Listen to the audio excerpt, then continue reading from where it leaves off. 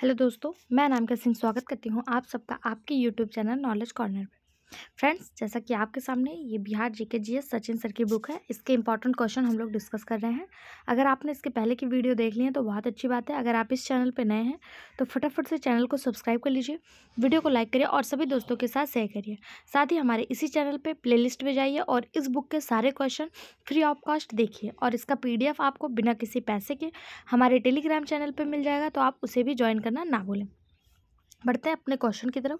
आज का पहला क्वेश्चन है, निम्नलिखित में से कौन सा बिहार के भूगर्भिक इतिहास में सबसे नवीनतम है। ऑप्शन दिया है दक्षिण पूर्व का धारवाड़ क्षेत्र, पठारी क्षेत्र, बिहार का मैदान, दक्षिण पश्चिम का विंध्य क्षेत्र, एक से अधिक, इनमें से कोई नहीं। पूछ रहा है इतिहास का सबसे नवीनतम कौन है, यानी कि जिसका निर्माण हाल फिलहाल हुआ है। तो इसका सही जवाब हो जाएगा ऑप्शन सी, बिहार का मैदान। बिहार का मैदानी भाग राज्य के भूगर्भीय इतिहास में सबसे नवीन माना जाता है। इसके 3 प्रमुख क्षेत्रों में बांटा गया है। पहला बांटा गया है तराई का क्षेत्र, दूसरा है बांगर जिसे कहते हैं बांगर का क्षेत्र, और तीसरा है खादर का क्षेत्र। तराई का क्षेत्र क्या है, तो यह सोमेश्वर शिरडी से किशनगंज तक 5 से 7 किलोमीटर चौड़ी पट्टी में फैला हुआ है। इसमें कंकड़ और रेत की मात्रा अधिक है और आर्द्रता भी अधिक पाई जाती है। ये वाला बेल्ट जो नेपाल से सटा हुआ बेल्ट है, इसको तराई का क्षेत्र कहते हैं। फिर आता है बांगर का क्षेत्र। यह पुराना जलोढ़ क्षेत्र है जो आसपास के क्षेत्रों में 7 से 8 मीटर ऊंचा है। फिर आता है खादर क्षेत्र। यह विस्तृत गंडक और कोसी नदी के क्षेत्र में उत्तर बिहार तक फैला हुआ है।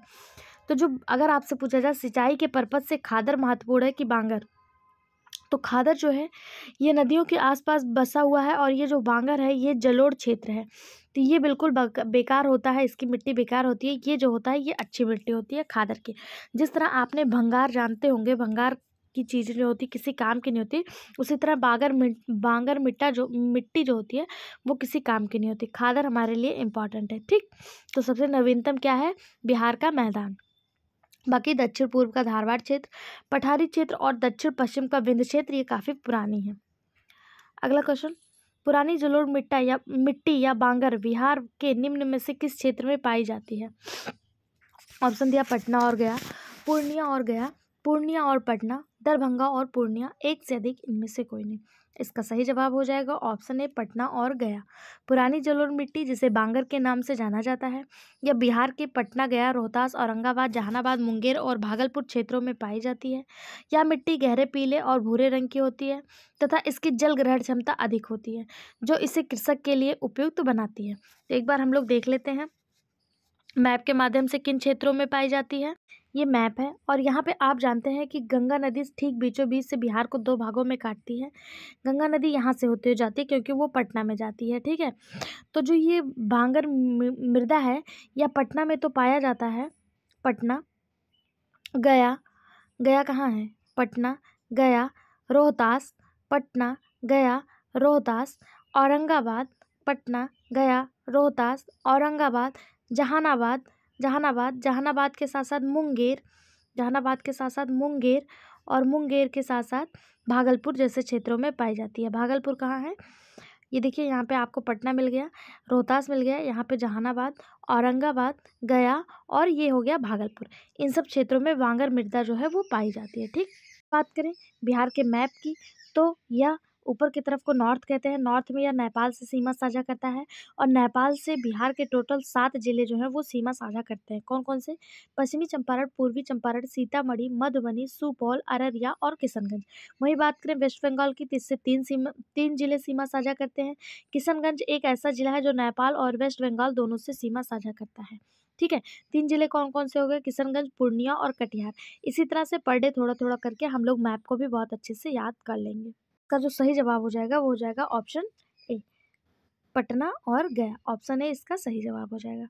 अगला क्वेश्चन, निम्नलिखित में से कौन सा जिला धारवाड़ भू स्तरीय रचना वाला नहीं है। मुंगेर, रोहतास, जमुई, नवादा। देखिए यहाँ पूछा नहीं है, ध्यान दीजिएगा, पूछा जा रहा है धारवाड़ भू स्तरीय रचना वाला नहीं है, यानी कि वो कौन सा क्षेत्र है जो धारवाड़ के फॉर्मेशन से नहीं बना हुआ है।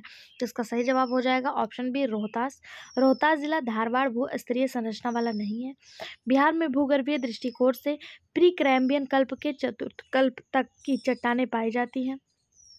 प्री कैम्ब्रियन कल्प की धारवाड़ और विंध्य चट्टानों की संरचना दक्षिण पूर्वी पठार क्षेत्रों जैसे मुंगेर, जमुई, नवादा, राजगीर, बिहार शरीफ और बोधगया में पाई जाती है। जबकि रोहतास आपको पता है यहाँ पर स्थित है, जो उत्तर प्रदेश और झारखंड दोनों से सीमा साझा करता है। तो यहाँ पे धारवाड़ की चट्टानें नहीं पाई जाती हैं। अगला क्वेश्चन, बिहार का अधिकांश क्षेत्र आच्छादित है पहाड़ी मिट्टी से, कछारी मिट्टी से, रेगुर मिट्टी से, तराई मिट्टी से, एक से अधिक इनमें से कोई नहीं।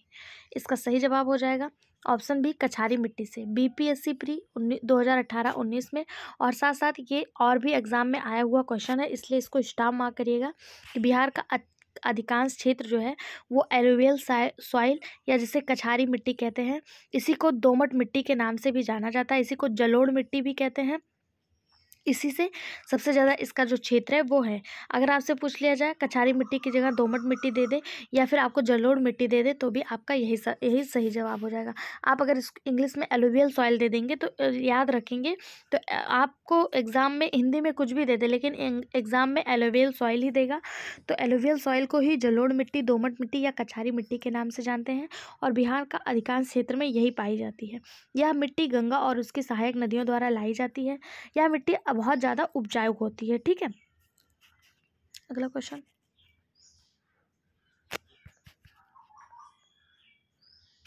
बिहार के निम्न हिस्सों में से कौन सा हिस्सा भूतात्विक दृष्टि से अपेक्षाकृत पुराना है?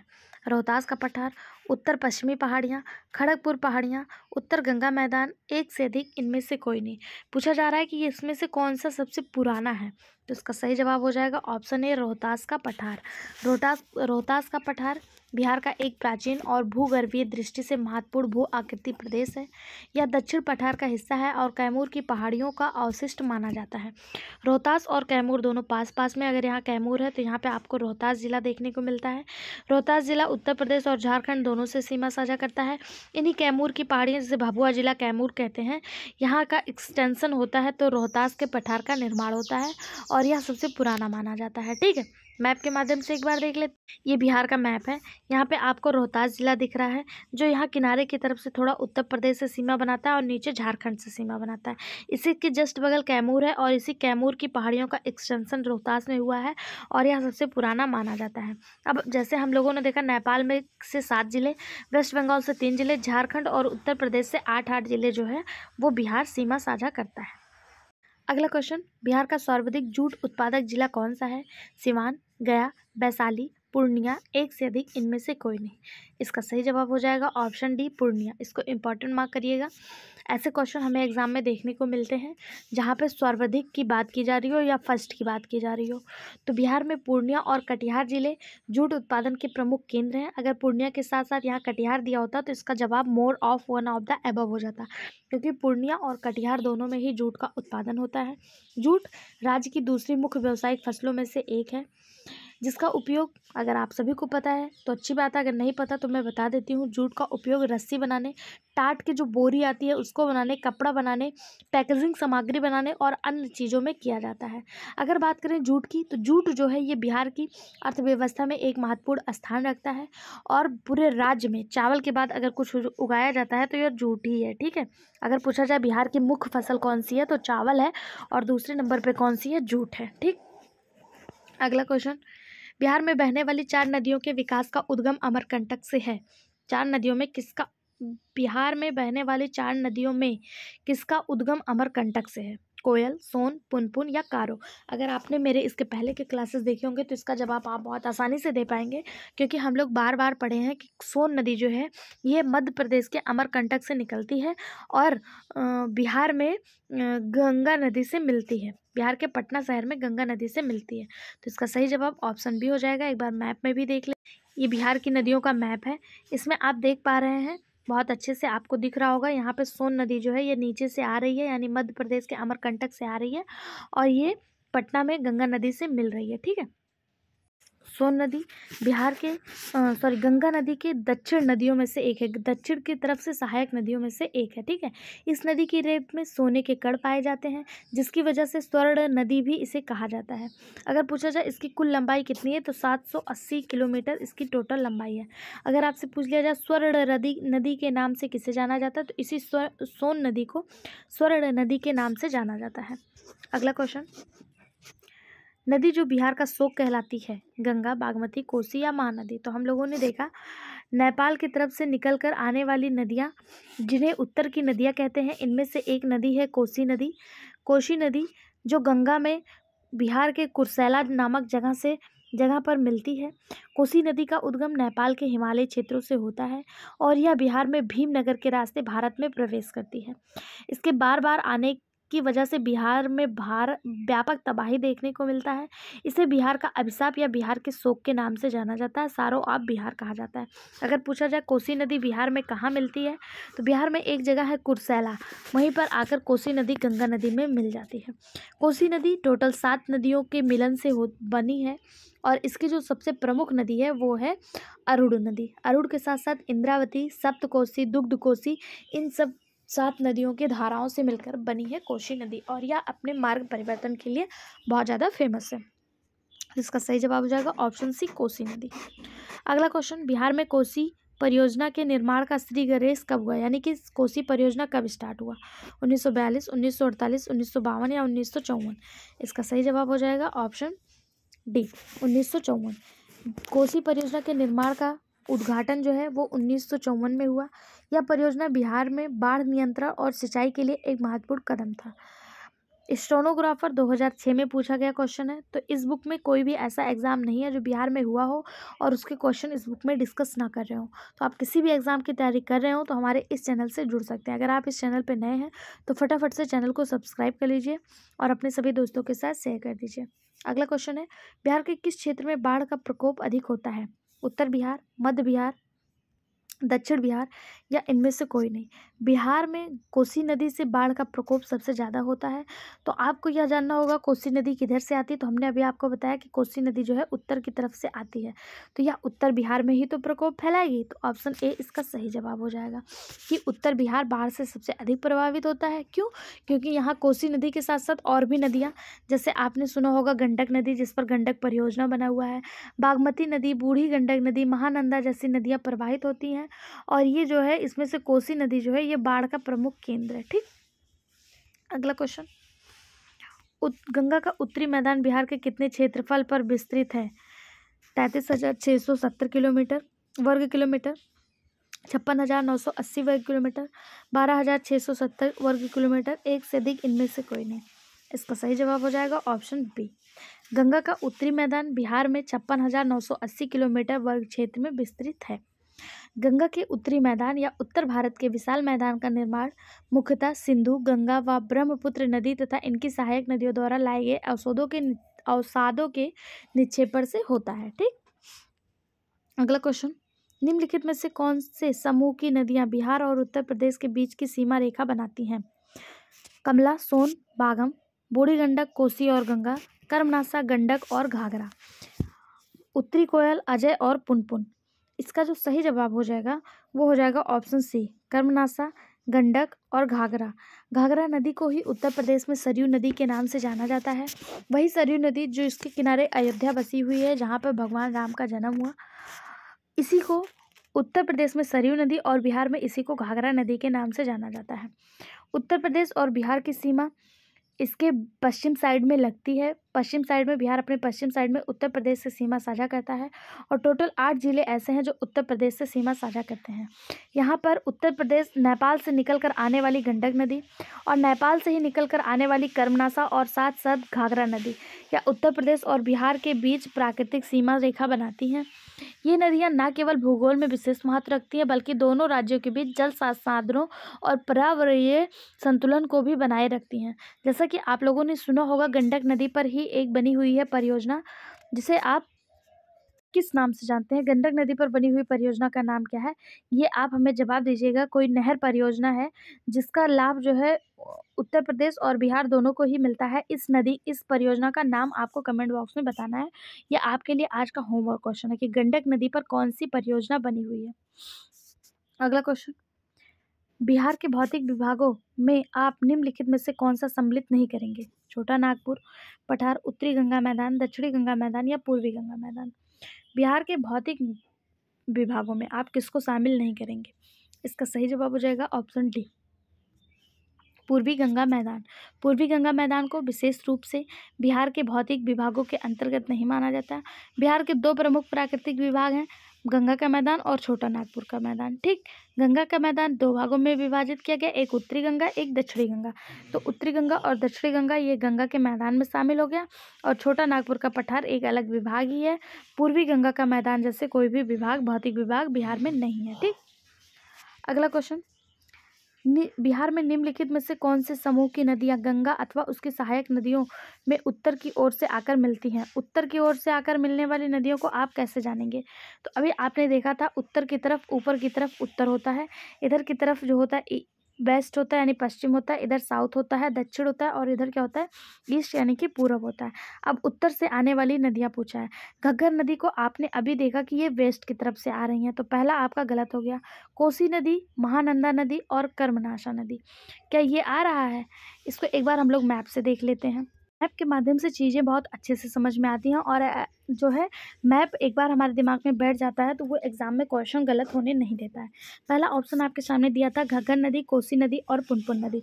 तो घग्गर नदी आप देख रहे हैं ये पश्चिम की तरफ से आ रहा है, कोसी नदी आपका उत्तर की तरफ से तो आ रहा है, लेकिन पुनपुन नदी आपका दक्षिण की तरफ से आ रहा है। तो पहला ऑप्शन आपका गलत हो गया। दूसरा दिया है कोसी नदी, महानंदा नदी और कर्मनाशा नदी। कोसी नदी आपको यहाँ पे मिल गया। महानंदा नदी कहाँ पे दिख रहा है आपको?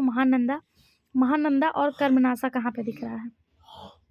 महानंदा आपको यहाँ पे दिख रहा है, महानंदा नदी, और कर्मनाशा नदी जो है वो भी यहाँ पे नहीं दिख रहा है। तीसरा दिया गंडक, कमला और बागमती। गंडक, कमला और बागमती यही उत्तर की तरफ से आने वाली नदियाँ हैं। यहाँ पे आप देख पा रहे हैं गंडक नदी, बागमती नदी और कमला नदी। कमला नदी आपको इसमें नहीं दिया हुआ, लेकिन कमला नदी भी ऊपर की तरफ से आती है, और ये गंगा की सहायक नदियाँ हैं, ये भी उत्तर की तरफ से ही आती हैं। जबकि दक्षिण की ओर से इसमें शामिल होने वाली प्रमुख नदियाँ सोन नदी, उत्तरी कोयली, पुनपुन नदी, फाल्गु नदी, पाचन नदी और कर्मनाशा नदी, ये सब दक्षिण की ओर से बहती हैं। ठीक है, तो सही जवाब हो जाएगा ऑप्शन सी, गंडक, कमला और बागमती।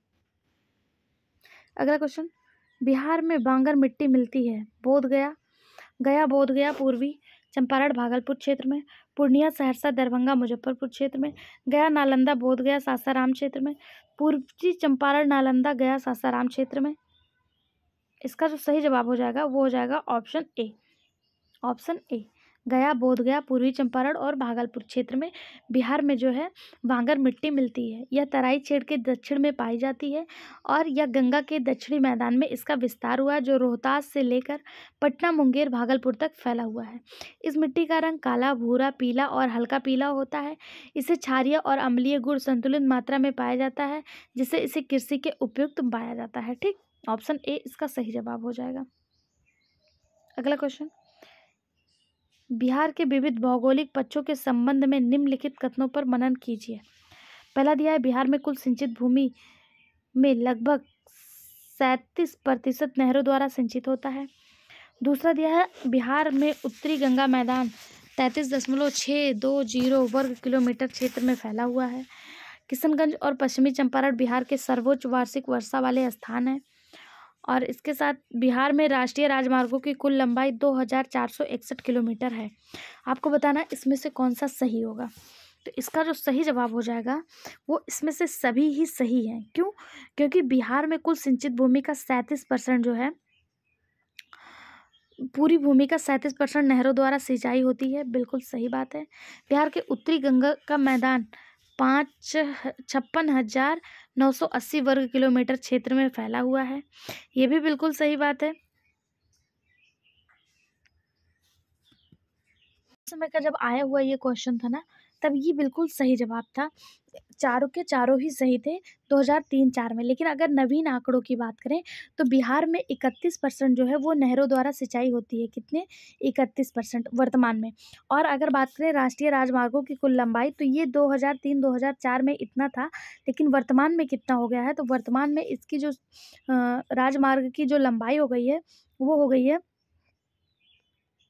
5,977 किलोमीटर। ठीक, तो इसका सही जवाब उस समय के हिसाब से 1, 2, 3, 4 सही था, लेकिन वर्तमान में ये डाटा चेंज हो गया है।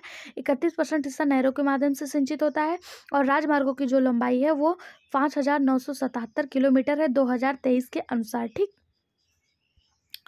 अगला क्वेश्चन देखते हैं।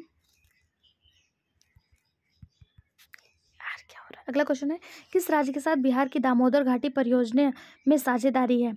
मध्य प्रदेश, उत्तर प्रदेश, उड़ीसा, पश्चिम बंगाल। दामोदर नदी जो है ये पश्चिम बंगाल में बहुत ज़्यादा फेमस है। यह पश्चिम बंगाल के शोक के नाम से जानी जाती है।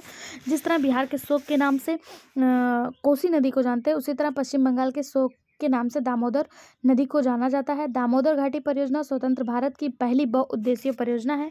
इंपॉर्टेंट मार्क करिएगा, अगर आपसे पूछ लिया जाए स्वतंत्र भारत की पहली बहुउद्देशीय परियोजना कौन सी है, तो यही दामोदर घाटी परियोजना है, जिसका उद्घाटन 7 जुलाई 1948 को हुआ था। यह परियोजना बिहार और पश्चिम बंगाल के सहयोग से शुरू हुआ। इसका मुख्य उद्देश्य बाढ़, सिंचाई नियंत्रण और बिजली उत्पादन में क्षेत्रीय विकास करना है। ठीक है।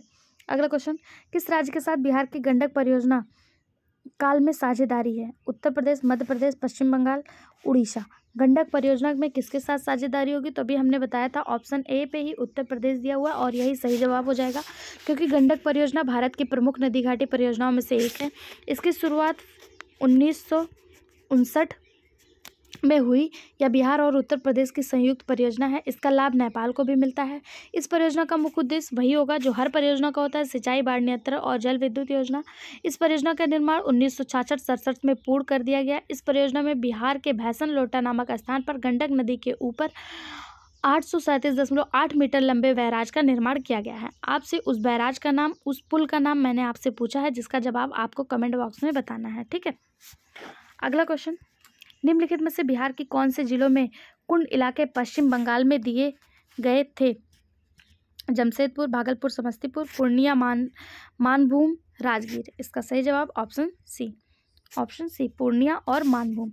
1956 में 1965 में बने बिहार और पश्चिम बंगाल राज्य क्षेत्र के अंतरण अधिनियम के तहत पूर्णिया और मानपुर जिले के कुछ हिस्सों को पश्चिम बंगाल को सौंप दिया गया था। ठीक है। ऑप्शन सी इसका सही जवाब हो जाएगा। अगला क्वेश्चन, पुराना बिहार का कितना प्रतिशत जमीन लेकर झारखंड अलग हुआ? बिहार और झारखंड दोनों 15 नवंबर सन 2000 को एक दूसरे से अलग हुए, 15 नवंबर सन 2000 को। ठीक है। और बिहार का जो है पूरे ज़मीन का 45.85% लेकर झारखंड अलग हो गया, और इसके साथ साथ यह बिहार का बहुत ज़्यादा उपजाऊ भूमि भी लेकर अपने साथ चला गया। वर्तमान बिहार की बात करें तो यह कितने क्षेत्रों में फैला हुआ है? तो 94,163.3 वर्ग किलोमीटर में वर्तमान बिहार जो है ये फैला हुआ है। ठीक है। अगला क्वेश्चन, सारण सिंचाई नहर निकलती है सोन से, गंगा से, कोसी से, गंडक से। सारण जो है ये गंडक नदी से निकलती है। ऑप्शन डी इसका सही जवाब हो जाएगा। गंडक नदी पर एक नहर है, उसका नाम मैं ही आपको बता देती हूँ। उस नहर का नाम है त्रिवेणी नहर, जहाँ पर एक बांध बनाया गया है। इस बांध के पूर्वी किनारे से तिरहुत नहर और पश्चिमी किनारे से सारण नहर निकलती है। ठीक है। तो ऑप्शन डी इसका सही जवाब हो जाएगा। अगला क्वेश्चन, पूर्व में बंगाल का दुख यानी सारो ऑफ बंगाल के नाम से जानी जाने वाली बिहार से उद्गम होने वाली नदी कौन सी है? सारो ऑफ बंगाल के नाम से दामोदर नदी को जाना जाता है, अभी हम लोगों ने देखा।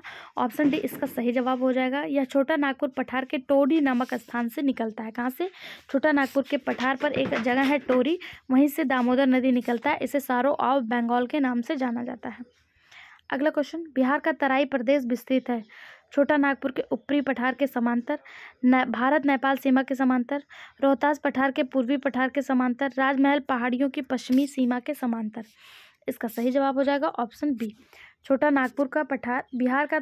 एक मिनट, क्या क्वेश्चन क्या दिया है? बिहार का तराई प्रदेश। हाँ, तो बिहार का तराई प्रदेश नेपाल और भारत की सीमा के समांतर जो है फैला हुआ है। अगला क्वेश्चन, निम्नलिखित नदियों में कौन बिहार में गंगा से मिलती है? गंडक, सोन, घाघरा, पुनपुन। गंडक भी ऊपर की तरफ से मिलती है, सोन नीचे की तरफ से मिलती है, घाघरा इधर से मिलती है और पुनपुन नीचे की तरफ से मिलती है। यानी कि ये चारों नदियां ही बिहार में गंगा से मिलती हैं। तो इसका सही जवाब हो जाएगा 1, 2, 3, 4, यानी कि ऑप्शन ए इसका सही जवाब हो जाएगा। अगला क्वेश्चन, छोटा नागपुर का पठार एक अग्रवीर है, एक गर्त है, एक पदस्थली है, एक संप्रदाय भूमि है। तो इसका सही जवाब हो जाएगा ऑप्शन डी, या एक जो है प्लेन लैंड है, यानी कि समतल भूमि है छोटा नागपुर का पठार। ऑप्शन डी इसका सही जवाब हो जाएगा। अगला क्वेश्चन, बिहार के किस जिले में धान का उत्पादन सर्वाधिक होता है? रोहतास, भोजपुर, नालंदा, एक से अधिक, इनमें से कोई नहीं। बिहार के किस जिले में धान का उत्पादन सर्वाधिक होता है? इसका सही जवाब हो जाएगा ऑप्शन ए, बिहार का रोहतास जिला, जो उत्तर प्रदेश से भी सीमा साझा करता है और बिहार में स्थित है। यहाँ पर 2023-24 के आंकड़ों के अनुसार धान का उत्पादन सर्वाधिक है। अगर पूछा जाए इसके साथ साथ और कौन सा जिला है, तो रोहतास से ही लगा हुआ है कैमूर, और इसके इधर ही लगा हुआ है औरंगाबाद। यह भी जो है धान के उत्पादन में अग्रणी है। इसी के साथ साथ रोहतास जिले को बिहार का धान का कटोरा कहा जाता है। यह जिला अपनी उपजाऊ भूमि और कृषि के लिए प्रसिद्ध है। ठीक है, तो इसका सही जवाब हो जाएगा ऑप्शन ए। अगर आपसे पूछा जाए बिहार में सबसे प्रमुख खेती किसकी होती है, तो इसी धान की होती है और दूसरे नंबर पर जूट की होती है। अगर आपसे पूछ लिया जाए बिहार में धान का कटोरा किसे कहते हैं, बिहार का धान का कटोरा किसे कहते हैं, तो रोहतास जिले को ही धान का कटोरा के नाम से जाना जाता है। अगला क्वेश्चन, बिहार के किस जिले में गेहूं का उत्पादन सर्वाधिक होता है, पटना, रोहतास, जहानाबाद, एक से अधिक इनमें से कोई नहीं। इसका सही जवाब हो जाएगा ऑप्शन बी, रोहतास। रोहतास में ही धान का भी उत्पादन सबसे अधिक होता है और गेहूं का उत्पादन भी सबसे अधिक होता है। ठीक, अगला क्वेश्चन, बिहार के किस जिले में चीनी का उत्पादन सर्वाधिक होता है, पूर्वी चंपारण, पश्चिमी चंपारण, सारण, एक से अधिक इनमें से कोई नहीं। इसका सही जवाब ऑप्शन बी, पश्चिमी चंपारण। बिहार में चीनी उत्पादन में सबसे ज़्यादा जो सबसे आगे है वो पश्चिमी चंपारण है। पश्चिमी चंपारण जिला चीनी उत्पादन में अग्रणी है। ठीक है, ऑप्शन बी इसका सही जवाब हो जाएगा। अगला क्वेश्चन, निम्नलिखित में से किसे अगस्त 2022 में भौगोलिक संकेत GI टैग से सम्मानित किया गया, मिथिला मखाना, बिहार का प्लास्टिक यानी कतवा वर्क, बिहार के सिक्की खास उत्पादन, उपयुक्त में से एक से अधिक इनमें से कोई नहीं। इसका सही जवाब ऑप्शन ए। BPSC 2022 में पूछा गया क्वेश्चन है कि किसे जो है 2022 में GI टैग दिया, यानी कि GI टैग जो है सबसे ज़्यादा महत्वपूर्ण चीज़ें हैं। ये जो है मखना मिथाला 2022 में इसको GI टैग प्राप्त हुआ था। इसके साथ साथ बिहार में मगही पान, मखाना और मछली के लिए भी इसको GI टैग मिला हुआ है। मिथिला को किन किन चीज़ों के लिए मिला है, मगही पान, मखाना और मछली के लिए। ठीक, तो ऑप्शन ए इसका सही जवाब हो जाएगा।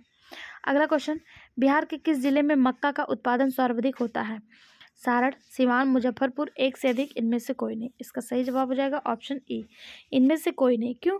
क्योंकि 2022-23 के अगर आंकड़ों की बात करें तो बिहार का जो अररिया जिला है, अररिया जिला, यहाँ पर मक्का का उत्पादन सबसे अधिक दर्ज किया गया है। उसके बाद कटिहार, पूर्णिया और खगड़िया है। ठीक है, अगला क्वेश्चन, त्रिवेणी नहर पश्चिमी चंपारण में किस स्थान पर अपनी आपूर्ति लेती है, भैंसा लोटन, खैरा लोटा, थकराड़, एक से अधिक इनमें से कोई नहीं। इस क्वेश्चन को इंपॉर्टेंट मार्क करिएगा। त्रिवेणी नहर बिहार में नेपाल की तरफ से पश्चिमी चंपारण में होते हुए गंडक नदी आती है जो नेपाल से निकलती है और बिहार के भैंसा लोटन नामक जगह पर बिहार में प्रवेश करती है। पश्चिमी चंपारण में एक जगह है भैंसा लोटन, यहीं पर जो है ये बिहार में प्रवेश करती है और यहीं पर बना हुआ है त्रिवेणी नहर परियोजना। त्रिवेणी नहर परियोजना जो है, इससे जो है नहर सिंचाई होती है और यह गंडक नदी के बाएं तट पर अपना पानी को प्रवाहित करता है। इससे उत्तर प्रदेश और बिहार दोनों को ही जो है सिंचाई में पानी जो है उपलब्ध हो पाता है। अगला क्वेश्चन है, बिहार में निम्नलिखित में से किसे GI टैग मिला है, मगही पान, बासमती चावल, चंदेरी साड़ी, एक से अधिक इनमें से कोई नहीं। इसका सही जवाब हो जाएगा ऑप्शन ए, मगही पान। मगही पान बिहार के विशिष्ट उत्पादों में से एक है जिसे GI टैग मिला हुआ है। बिहार में और कई सारी चीज़ों को GI टैग मिला हुआ है, जिसमें से मुजफ्फरपुर की लीची, आप सभी को पता होगा, मुजफ्फरपुर की शाही लीची, भागलपुर का कतरनी चावल, तसर सिल्क, जर्दालू आम, मगही पान, मधुबनी पेंटिंग, मिथिला मखाना, इन सब चीज़ों को GI टैग जो है वो प्राप्त हुआ है। अगर चावल की बात करें तो बासमती चावल नहीं बल्कि बिहार में करतनी चावल को जो है, भागलपुर के करतनी चावल को GI टैग प्राप्त हुआ है। चंदेरी साड़ी को कोई भी GI टैग बिहार में नहीं मिला है। बिहार में शाही लीची, करतनी चावल, तसर सिल्क, जर्दालू आम, मगही पाल, मधुबनी पेंटिंग, मिथिला मखाना, इन सब चीज़ों को GI टैग प्राप्त हुआ है। अगला क्वेश्चन, बिहार में मछली उत्पादन करने वाला अग्रणी जिला कौन सा है, तो बिहार में मधुबनी और दरभंगा जो है ये मछली उत्पादन में नंबर 1 पे है। ऑप्शन बी इसका सही जवाब हो जाएगा। ठीक है, अगला क्वेश्चन, उत्पादन क्षेत्र की दृष्टि से बिहार में शीर्ष यानी कि शीर्ष रैंकिंग में दालें कौन सी हैं, मसूर और चना, मूंग और मसूर और खेसारी, एक से अधिक इनमें से कोई नहीं। इसका सही जवाब हो जाएगा ऑप्शन सी, मूंग और मसूर। ये बिहार में सबसे ज़्यादा उत्पादित की जाने वाली दालें हैं। ठीक है, अगला क्वेश्चन, बिहार में गन्ना उत्पादन में अग्रणी जिला कौन सा है, पश्चिमी चंपारण, सीतामढ़ी, गोपालगंज, पूर्वी चंपारण, एक से अधिक इनमें से कोई नहीं। गन्ना उत्पादन में अग्रणी जिला, इसका सही जवाब हो जाएगा ऑप्शन ए, पश्चिमी चंपारण। पश्चिमी चंपारण जो नेपाल से सीमा साझा करता है और बिहार के नॉर्थ वेस्ट वाले एरिया में पाया जाता है। यहाँ पर ये गन्ना उत्पादन में सर्वाधिक है। ठीक है, ऑप्शन ए इसका सही जवाब हो जाएगा। आज के वीडियो में बस इतना ही। इस तरह के और वीडियो पाने के लिए चैनल को सब्सक्राइब कर लें, वीडियो को लाइक करें, सभी दोस्तों के साथ शेयर करें। Thank you.